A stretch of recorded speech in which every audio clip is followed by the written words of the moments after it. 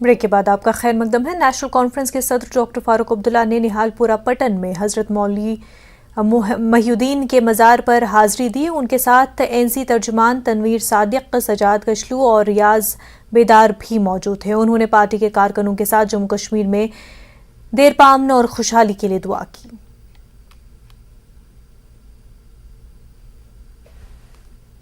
وہیں DGP police Dilbagh Singh نے تیسرے امن میموریل T20 کرکٹ ٹورنامنٹ کے گرینڈ فائنل میں شرکت کے لیے ضلع کشتواڑ کا دورہ کیا۔ انہوں نے فوج اور سول انتظامیہ کے افسران کے ہمراہ چوگان گراؤنڈ کشتواڑ میں واقع امن میموریل پر حاضری دی اور پھول چڑھائے۔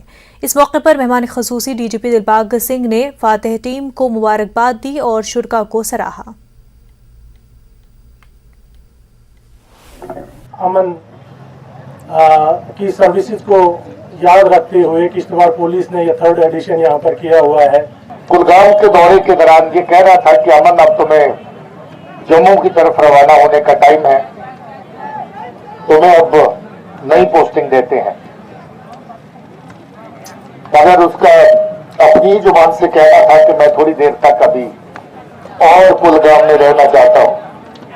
اس آپریشن کے دوران شہید امن اور ان کے ساتھی اس خونخوار آتنکی کو موت کے گھاٹ نہیں اتارتے تو ایک اور بڑا دھماکہ ہائی وے کے اوپر اس کی تیاری ہو چکی تھی۔